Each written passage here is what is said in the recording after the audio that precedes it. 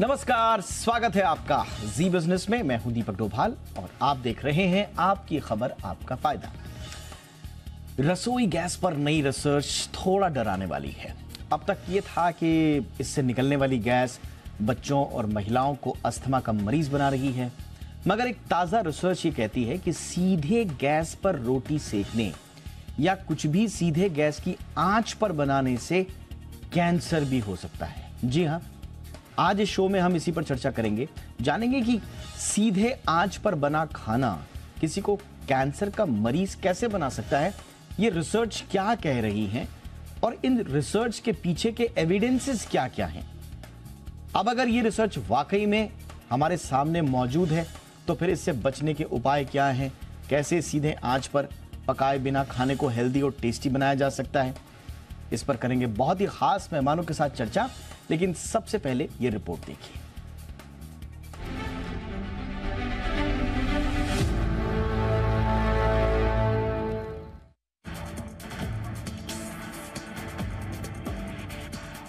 रोटी हमारे खाने का सबसे अहम हिस्सा, हमारे रोजमर्रा के संघर्ष की सबसे महत्वपूर्ण वजह। 2 जून की रोटी, इस पर न जाने कितनी कहानियां, कविताएं लिखी जा चुकी हैं, न जाने कितनी फिल्में बन चुकी हैं। गरम गरम रोटी की भीनी भीनी खुशबू किसे अच्छी नहीं लगती, मगर जिस तरह से आजकल रोटी बनाई जा रही है उस पर ही सवाल उठने लगे हैं।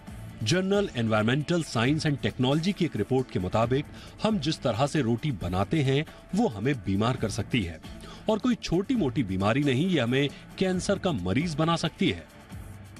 हाल ही में जर्नल न्यूट्रिशन एंड कैंसर में छपी एक रिपोर्ट के मुताबिक उच्च तापमान पर बना खाना कार्सिनोजेनिक्स को पैदा करता है। मगर सवाल उठता है कि रोटी को सीधी आंच पर सेकना चाहिए या नहीं। इसे हम विस्तार से समझते हैं। Food standard of Australia and New Zealand यानी फसांस की एक रिपोर्ट के अनुसार जब टोस्ट गैस की फ्लेम के सीधे संपर्क में आती है तो एक्रीमालाइड नामक केमिकल पैदा करती है। ये केमिकल शुगर और कुछ तरह के अमीनो एसिड के साथ गर्म होने से पैदा होता है। गेहूं के आटे में कुछ नेचुरल शुगर और प्रोटीन होता है जिसे अगर सीधी आंच पर गर्म किया जाए तो कार्सिनोजेनिक केमिकल पैदा हो सकते हैं जो हमारे लिए सुरक्षित नहीं है। हालांकि हम आपको ये भी बता दें कि food standard of Australia and New Zealand की ये रिपोर्ट टोस्ट के बारे में थी। रोटी में भी गेहूं का इस्तेमाल होता है, इसलिए हो सकता है कि ये तथ्य रोटी पर भी लागू हो। अब तक के रिसर्च के मुताबिक जब मीट, बीफ, मछली या पोल्ट्री सहित मांस को उच्च तापमान का प्रयोग करके पकाया जाता है तो ये कार्सिनोजेनिक हो जाता है और कैंसर के खतरे को बढ़ाता है। दरअसल आंच पर पकाने से उसमें हेट्रोसिक्लिक अमाइंस और पॉलीसिक्लिक एरोमेटिक हाइड्रोकार्बन निकलते हैं। ये दोनों चीजें कार्सिनोजेनिक होती हैं। पॉलीसिक्लिक एरोमेटिक हाइड्रोकार्बन से लंग, स्किन, ब्लैडर का कैंसर हो सकता है। एक शोध में पाया गया है कि जो लोग हैमबर्गर ज्यादा खाते हैं उनमें प्रोस्टेट कैंसर होने की आशंका 79% अधिक होती है। यही नहीं, जो लोग तेज आंच पर पका मीट ज्यादा खाते हैं उन्हें कोलन कैंसर होने की आशंका ज्यादा होती है। Journal environmental science and technology की एक रिपोर्ट के मुताबिक गैस स्टोव जलने पर कार्बन मोनोऑक्साइड, नाइट्रोजन डाइऑक्साइड का उत्सर्जन करते हैं।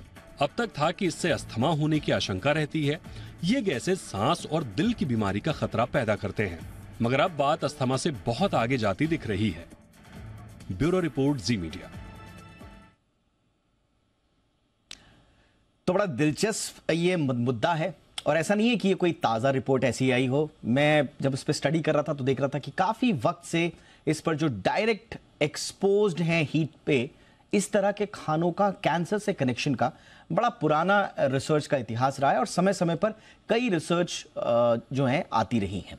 इसलिए आज थोड़ा सा इस मसले पर विस्तार से चर्चा करेंगे बहुत ही खास मेहमानों के साथ। सबसे पहले आपका परिचय करा रहे हैं संजीव कपूर साहब का, जो कि सेलिब्रिटी शेफ हैं और जिनको हमने एक लंबे अरसे से देखा है कि कैसे खाने को खजाने के रूप में बदलना सबसे बेहतरीन तरीके से अगर किसी को आता है तो कपूर साहब को आता है। सर, बहुत बहुत स्वागत है आपका हमारे शो पर। हमारे साथ हैं डॉक्टर रमाकांत के देशपांडे सर, जो कि डायरेक्टर हैं एशियन कैंसर इंस्टीट्यूट के। डॉक्टर देशपांडे, बहुत बहुत स्वागत है सर आपका हमारे शो पर। हमारे साथ हैं doctor Amit Verma, senior oncologist हैं। डॉक्टर वर्मा, आपका भी बहुत बहुत स्वागत है। डॉक्टर देशपांडे, मैं थोड़ा सा आपसे चर्चा की शुरुआत करना चाहूंगा क्योंकि थोड़ा सा मेडिकली एविडेंसेस जो हैं इस रिसर्च में दिए गए हैं और मल्टीपल रिसर्चेस का मैंने हवाला लिया और मोटा मोटा यही उभर के सामने आ रहा है कि जो HCAs हैं और जो PAHs हैं जो हमारे डीएनए में तब्दीलियां ला देते हैं, वो जब ओपन फ्लेम में इस तरह के खाने को पकाए जाते हैं तो इस तरह के कार्सिनोजेंस जो हैं वो रिलीज करते हैं। क्या ये डराने वाला है सर? क्योंकि आम आदमी तो बड़ा डर जाएगा ये सब सुन के। रोटी हम रोज पका रहे हैं, तंदूरी चिकन रोज खा रहे हैं, तो डरना लाजमी है सर, या इतनी ज्यादा चिंता की बात नहीं है? देखिए, रोटी पे तो दुनिया चलती है, इसके लिए जाहिर है कि रोटी के हर पहलू में लोग जानना चाहेंगे कि कौन सी तरह से रोटी अच्छी पकाई जाए और किस तरह से नुकसान हो। जाहिर है कि संजीव जी हमें बहुत ध्यान देंगे इस बारे में। लेकिन आज मैंने खुद ने भी पढ़ा है टाइम्स ऑफ इंडिया का। ये पब्लिकेशन 2011 का है और न्यूजीलैंड के साइंटिस्ट जो है, फूड एंड न्यूट्रिशन वाले साइंटिस्ट जो ब्रेंट साहब है, इन्होंने ये लिखा है। हालांकि इनका जो रेफरेंस है वो ब्रेड के बारे में है, तो वो स्ट्रेच करके टाइम्स ऑफ इंडिया ने शायद ये रोटी के बारे में भी लिखा है। पहले देखिए, अगर देखा जाए कि ये सेकी हुई जो रोटी हो, चपाती हो या पूरी हो, ये सालों से खाई जा रही है अपने देश में, तो इससे कोई नुकसान हुआ है ऐसा कोई लिखित पढ़ित एकदम कोई प्रूफ ऐसा आज तक तो नहीं मिला है। हालांकि अगर आप जला देंगे, कोई भी रोटी जला देंगे, भला वो फ्लेम पे हो या गैस पे हो या डायरेक्ट तवे पे हो, तो उससे नुकसान होता है। ये तो एकदम प्रूव हो चुका है कि उसमें जो कार्बन के जो कंपाउंड्स होते हैं, जो नाइट्रोबेंजीन्स होते हैं, जो केमिकल्स आपने जो रेफर कर दिए, उससे वो हो सकता है कि नुकसान हो। और इसीलिए वो कहते हैं कि खाने की जो चीज़ें हैं, जैसे कि फिश हो, चिकन हो, जब आप जलाते हो उससे ज़्यादा कैंसर हो सकता है। ये तो एकदम एस्टेब्लिश्ड प्रूफ है। लेकिन जो रोटी जो हम कह रहे हैं, चपाती जो रोटी कह रहे हैं, अगर उसे डायरेक्टली सेका जाए तो क्या उससे नुकसान हो सकता है? नुकसान जरूर हो सकता है जब आप उसे जला दें। अगर जलाए नहीं तो शायद कुछ नुकसान होने की कोई संभावना नहीं है। तो कोई ज़रूरत नहीं कि हम अपना जो कुकिंग का जो स्टाइल है वो बदलने की कोई हमें ज़रूरत नहीं लगती है। इससे डरने की कोई बात नहीं है। बस सिर्फ एक बात याद रखिए कि उसे ज्यादा जलाना नहीं चाहिए, इसीलिए बिल्कुल देशपांडे सर, इसीलिए आपने बड़ा अच्छा कहा कि अगर पूरा जला देंगे तो संभवतः कई इस तरह के जो कार्सिनोजेंस हैं वो रिलीज हो सकते हैं। लेकिन इसीलिए खाने को पाक कला कहा जाता है। ये एक आर्ट है और इस आर्ट के जरिए अगर आप बहुत अच्छे तरीके से खाने को बनाएंगे तो खाना सुरक्षित भी रहेगा और इस तरह की रिपोर्ट्स आपको परेशान भी नहीं करेंगी। संजीव सर, थोड़ा सा आप प्रकाश डालें।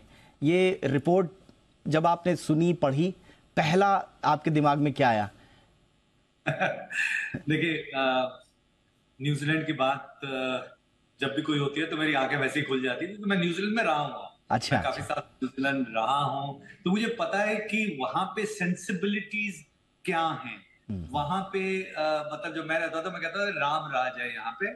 हमारे यहाँ पे कुछ इस तरह में बात होती थी टेररिज्म की, बॉम्ब ब्लास्ट की, और वहां पे तब नेशनल चर्चा हो रही थी कि पुलिस वालों को रिवॉल्वर दिए जाएं या नहीं दिए जाएं, क्योंकि सिर्फ डंडे होते थे उनके पास में। तो उनकी जो लड़ाई है और हमारी जो लड़ाई है ना, बड़ी अलग है, राइट? सो वहां पे उस चीज को, क्योंकि जिस तरह से वहां की लाइफ है और जो हमारी लाइफ है, बहुत बहुत फर्क है उसके अंदर।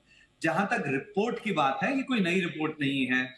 जैसे आपने भी बताया, डॉक्टर देशपांडे ने भी बताया, ये सन 2011 की डॉक्टर ब्रेंट की रिपोर्ट है।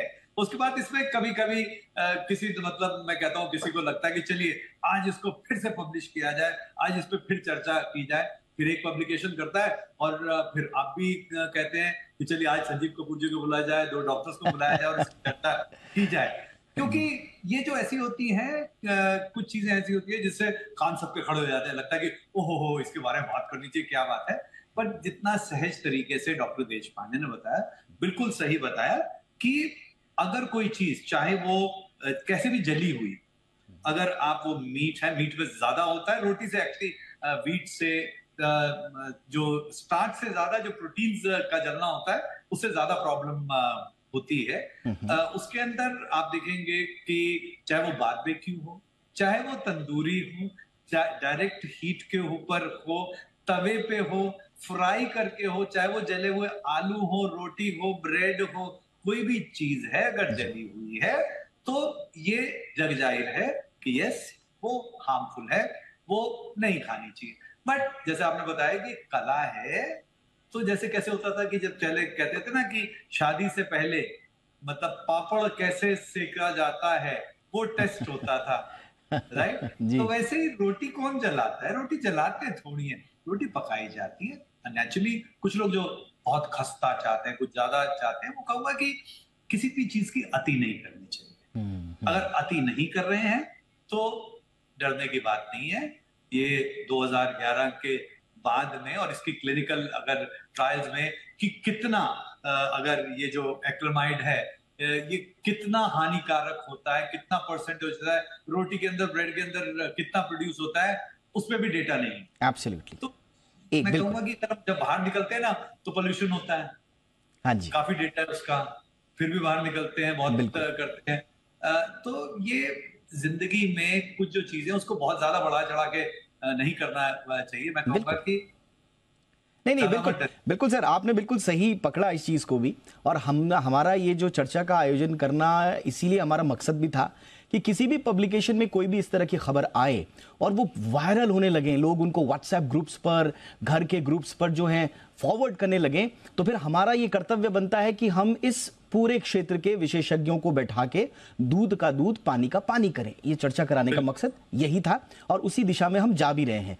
हमारे साथ डॉक्टर वर्मा भी हैं। डॉक्टर वर्मा, अब एक चीज जो मैं और पढ़ रहा था, कोलंबिया यूनिवर्सिटी की एक रिसर्च है, उसमें अलग अलग क्षेत्र के लोगों को उद्धृत किया गया है और इसमें ये कह रहे हैं कि जो ये HCAs और PAH का सारा खेल है, ये दरअसल मसल प्रोटीन जब हाई रिएक्ट करती है हाई हीट से, वो सारा खेल उसका है।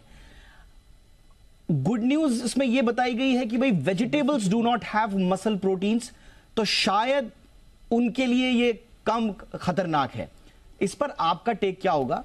यानी कि जो ग्रिल्ड मीट है वो ज्यादा कार्सिनोजेंस रिलीज करती है बनिस्बत वेजिटेबल्स के। क्या हम इसको ऐसे इस तरह से देखें सर?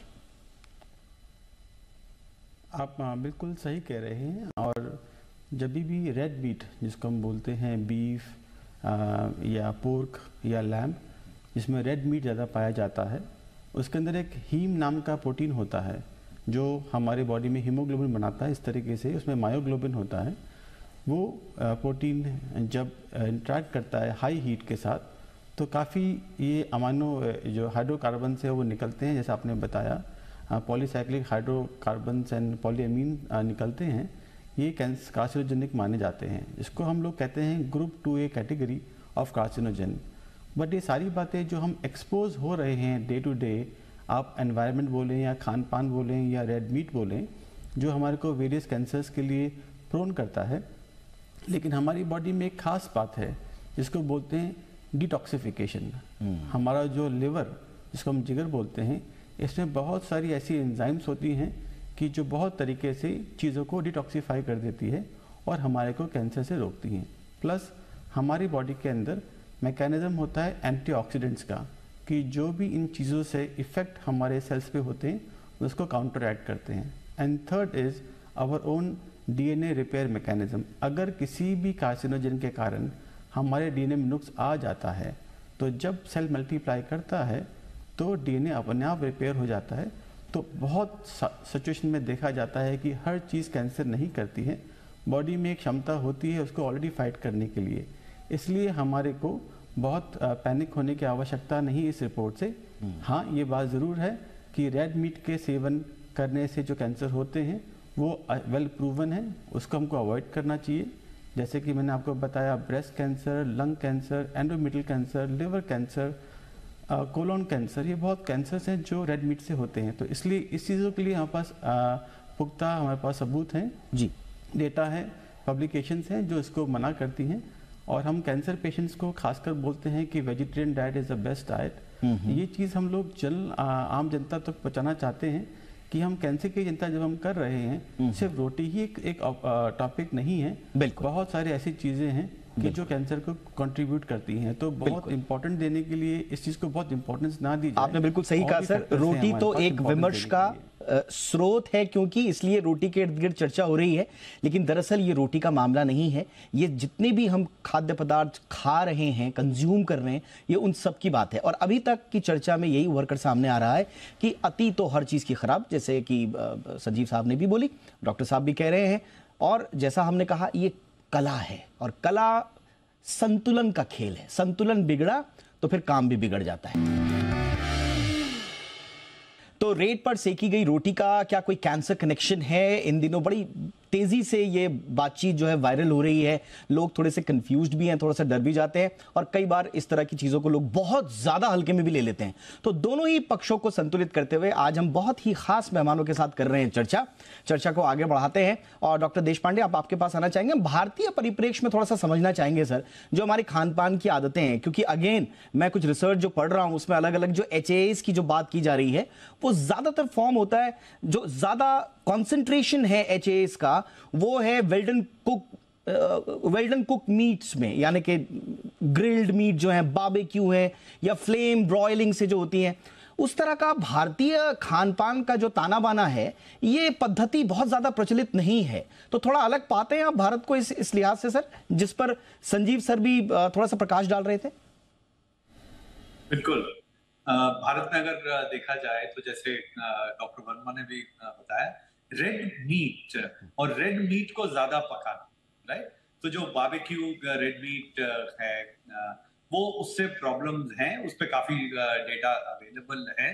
क्यों पकाया जाता है? पकाने से ऐसा नहीं है कि एक तो प्रोटीन ब्रेक होता है, लेकिन जब कोई चीज जलती है, जब स्मोकी फ्लेवर आता है, तो उसका फ्लेवर बड़ा अच्छा होता है। तो एक मिलियर्ड रिएक्शन कहते हैं, तो उसकी वजह से जो फ्लेवर एनहांसमेंट है वो काफी अच्छी होती है। बट हमारे यहाँ पर जितनी अगर चीजें हम देखें, तो उसमें अगर हम जैसे वेजिटेरियन डाइट की बात करें, तो वैसे ही खतरे हमारे यहाँ पे कम है। हाँ, जहां तक तंदूरी खाने की बात है, तो उसको जाहिर सी बात है कि तंदूर में जरूरी नहीं कि जला के आपको खाना है। मैं तो कहता हूँ कि अगर जो मीट ईटिंग जो लोग हैं और उनको तंदूरी खाना पसंद है, तंदूरी मीट पसंद है, तो व्हाइट मीट खाएं, फिश खा सकते हैं, पोल्ट्री वगैरह खा सकते हैं, और उसको भी जूसी रखें, उसको बहुत ज्यादा जलाएं नहीं, तंदूर के अंदर भी बहुत ज्यादा पकाएं नहीं।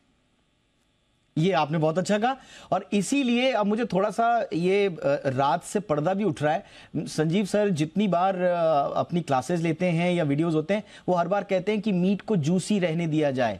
अब तंदूर के अंदर आपको चिकन डालना है या मटन डालना है और वो जूसी रहे, यही है कला। जहां वो सूखा तो स्वभावतः वो टेस्ट में भी खराब होगा और स्वाद में और स्वास्थ्य दोनों के लिए खराब हो जाएगा। ये इसका इसीलिए जो सर ने अभी रहस्योद्घाटन किया कि जूसी रहने दे, वहीं पर छिपा हुआ ये सार। डॉक्टर देशपांडे, अब आपके पास आना चाहूंगा। सारा मसला अगर ग्रिल का है सर, तो फिर हर चीज को ग्रिल करें ये भी जरूरी नहीं। वैरायटी रखें, बॉइल्ड खाएं, सारी चीजें रखें, जैसे अति नहीं करनी है बस। देखिए, अगर आप कोई मीट अगर कुक नहीं करेंगे, अगर अनकुक्ड मीट खाने शुरू करेंगे, तो वो डाइजेशन के लिए थोड़ा डिफिकल्ट पड़ जाएगा, और हो सकता है कि अपना पेट उसके लिए बना हुआ नहीं है, इसीलिए ये कुक किया जाता है। हम में से किसी ने भी अगर तंदूरी जो रोटियां बनाई जाती है, वो तो फ्लेम पे ही होती है, वो तो जाहिर है कि कोयले के ऊपर ही बनती है।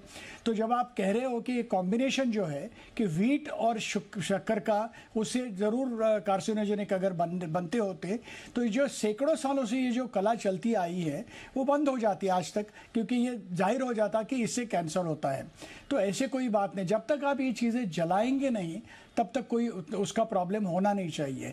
जैसे आप कह रहे हो कि जो संतुलन होता है वो अगर बिगड़ जाए तो प्रॉब्लम है।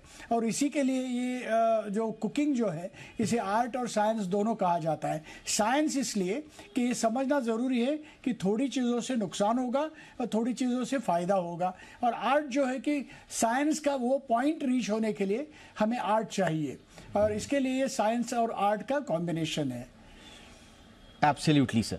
और डॉक्टर वर्मा, आप क्या सजेस्ट करेंगे? कई लोग फिर बोलते हैं कि ओवर कुक्ड वो स्वाद तो खराब करता है, डायरेक्ट एक्सपोज का हमने बात कर लिया, तो विकल्प क्या ये बेहतर हो सकता है सर कि हम खाने को बजाय ग्रिल करने के, उसको डायरेक्टली एक्सपोज करने के हीट के, बाकायदा उसको प्रॉपरली धो के उसको कुक किया जाए, उसको बॉईल किया जाए, तो संभवतः ये कभी प्रॉब्लम आएगी नहीं, जहन में ये शंका उभरेगी नहीं कि मेरा खाना सुरक्षित है या नहीं है। देखिए, एक मंत्र है जो मैं बताना चाहता हूँ, gold is the best, we all know that. अगर कोई भी कलर, अगर आप कुछ भी कर रहे हैं, उसका रंग गोल्डन से डार्क ब्राउन या ब्लैक की तरफ जा रहा है तो ऑटोमेटिकली वो हानिकारक है। अगर लाइट ब्राउन या गोल्ड की तरफ जा रहा है तो हमारे लिए एक्सेप्टेबल है। आप कोई भी फॉर्म ऑफ हीट यूज़ कर सकते हैं। टेक्निकली देखा गया है कि 248 डिग्री फ़ारेनहाइट से ऊपर हीट करने पे ये चीज़ें ज़्यादा दिखती हैं। लेकिन अगर आपको लगता है कि हाई हीट देने की ज़रूरत है तो छोटे समय के लिए रखा जाए, चीज़ों को छोटा छोटा बना के डाला जाए तो जल्दी कुक हो जाती हैं, चाहे वो वेजिटेबल होती हैं। इस तरीके से हमारा जो कांटेक्ट है हीट के साथ फूड का, वो कम हो जाता है। अगर हम रोटियों की बात भी करते हैं, जब हम लोग अपना आटा बनाते हैं, अगर उसमें पानी की मात्रा ज़्यादा रहती है तो शायद ये जलने की जो पॉसिबिलिटी है वो कम होती है। इन बातों का ध्यान रखने से कुछ फ़ायदा हो सकता है। तो बहुत ही कॉमन सेंस की बातें हैं, लेकिन जो पैरामीटर है कि अगर वो चारिंग, जिसको बोलते हैं जलना, अगर हो जाए तो प्लीज़ उस रोटी का सेवन ना करें, उस ब्रेड का सेवन ना करें। वैसे भी ना स्वाद में अच्छी होती है, ना ही हेल्थ के लिए अच्छी होती है, और हमारी आंखों को आराम से पता चल जाता है कि ये काम गलत हो गया। तो common sense is the best solution. Unnecessary anxiety और पैनिक करने की आवश्यकता नहीं है। यही मेरा मैसेज सभी के लिए है। Absolutely sir. हम देखिए कितनी बड़ी बड़ी बातें कर रहे हैं ना, HCAs, PAH, FAKs, और ये सारा का सारा सार एक बड़ा सहज ज्ञान जो है हमारे घरों का, उसमें छिपा हुआ है कि क्या जली हुई रोटी नहीं खानी है। बस यही है इसका सार। अब आप इसके पीछे साइंस लगा दें, आप इसके पीछे रिसर्चेस लगा दें, वो सारी की सारी अलग। और ये सहज ज्ञान जो हमें अपने घरों में मिलता है, अपने बड़े बूढ़ों से मिलता है, इस सहज ज्ञान को आपको रखना है। एक आखिरी सवाल सर मेरा, संजीव सर, ये हम स्मोकी फ्लेवर को इतना पसंद क्यों करते हैं?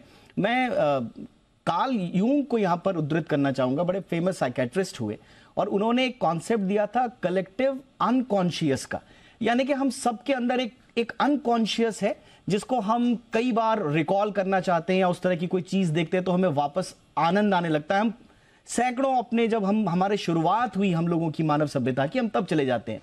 तो शायद ये स्मोकी फ्लेवर इसलिए है क्योंकि हमारे पूर्वजों ने जब आग की खोज की होगी, उस पर खाना पकाया होगा, तो वो तब से शायद वो अनकॉन्शियस हमारे DNA में घुसा हुआ है, इसलिए शायद आनंद ज्यादा आता है स्मोकी फ्लेवर में। हाँ, तो बहुत अच्छा सवाल है दीपक जी, और बहुत अच्छे से आपने इसको समझाया। बड़ा मुझे अच्छा लग रहा है कि जब जो प्रेजेंटर हैं, जो इंटरव्यू ले रहे हैं, वो पूरा रस के साथ, रिसर्च के साथ में उस सेशन को कर रहे हैं। तो बहुत बढ़िया, मेरी तरफ से बहुत बहुत बधाई आपको। Thank you sir, thank you so much sir. जहां तक एक जो स्मोकी फ्लेवर है, देखिए स्मोकी फ्लेवर अच्छा होता है, उसकी मेमोरी जो है, एक्चुअली खाने के टेस्ट की मेमोरी लाइफ लॉन्ग होती है। नेचुरली जैसे आपने DNA की बात की, वो जाहिर सी बात है कि वो जरूर रही होगी। दो चीजें हैं, एक तो जो स्मोकी फ्लेवर और जले हुए फ्लेवर में फर्क है। तो हमारे यहाँ पे जो स्मोकी चीज है वो हमें अच्छी लगती है, जली हुई अच्छी लगती है। जला हुआ दूध आप उससे खीर बना लीजिए, आप एकदम रिजेक्ट कर देंगे, राइट? क्योंकि जो जला हुआ है और स्मोकी के अंदर बहुत फर्क है, और वो शायद हो सकता है कि वो फिनिश से ही आता है, उसको एक्सपीरियंस से ही पता चलता है, उसी की कला है। जहां तक क्यों हमें पसंद आता है, हमारा जो टेस्ट है, टेस्ट हमारा एक्चुअली दो चीजों में, जो ओल्फैक्टरी सेंसेस हम कहते हैं, उसमें जबान पे भी होता है और नाक में भी होता है, राइट? और नाक का काम ज्यादा होता है। 70% जो टेस्ट है वो नाक से आता है। 70% of the taste lies in your nose. अरे वाह। तो उस वजह से जो स्मोकी है वो नाक में पहले जाता है, right? That you smell first. Smoke is a smell rather than a taste. Taste of smoke is bitter, वो पैलेट में सबसे लास्ट में आता है। तो इसलिए आपको जो फर्स्ट नोट जो होती है वो आपको पसंद आती है। और एक और चीज होती है जिसको हम जापानीज में बड़े अच्छे से उमामी कहा है। So umami of a smoke is very high, so that's the thing, इसलिए हमें पसंद होता है। बट उसकी भी अति करने से रिजेक्शन भी बड़ी फास्ट होती है। सो जो चीजें फाइन फ्लेवर्स एंड टेस्ट होते हैं, उसकी अति करने से वो उतना ही ज्यादा परेशान करते हैं। जैसे अगर बादाम का आपको स्वाद पसंद है, फ्लेवर पसंद है, लेकिन थोड़ी सी उसमें अति कर दीजिए, आप रिजेक्ट कर देंगे उसको। बिल्कुल बिल्कुल सर। जो चीज में फ्लेवर कम है वो ज्यादा हो जाएगा तो पता नहीं चलेगा and you will not reject it. तो ये बिल्कुल सर, वो बहुत अच्छे तरीके से आपने बताया कि गंध और दुर्गंध, बस इसमें यही है, एक अति का इसमें एक फैक्टर है। अति हो गई तो एक बहुत अच्छी सी गंध जो है वो दुर्गंध में तब्दील हो जाती है, और वही आपके शरीर पर भी उसी का असर भी है। और अभी तक का आप पूरा का पूरा चर्चा अगर सुनेंगे तो जो हमने पहले भी कहा, सिंपल जो हमारा सहज ज्ञान है जो हमें घरों में मिला है, बड़ा ठोस मिला है, बड़ा शानदार मिला हुआ है, इसके इर्द गिर्द कहीं नहीं जाना है। इस तरह की खबरें जब कभी भी आए तो अपने सहज ज्ञान पर भरोसा करें और आराम से खाना बनाएं, रोटियां बनाएं, तंदूरी भी खाएं, सब कुछ बनाएं, लेकिन रस उसमें रहे। जो संजीव सर ने कहा कि जूस उसमें रहे तो बात बन जाएगी। बहुत बहुत शुक्रिया आप तीनों का वक्त निकालने के लिए। Sanjeev sir, thank you so much sir. Doctor Ramakant Deshpande sir, thank you so much sir. Doctor Amit Verma, आपका भी बहुत बहुत शुक्रिया।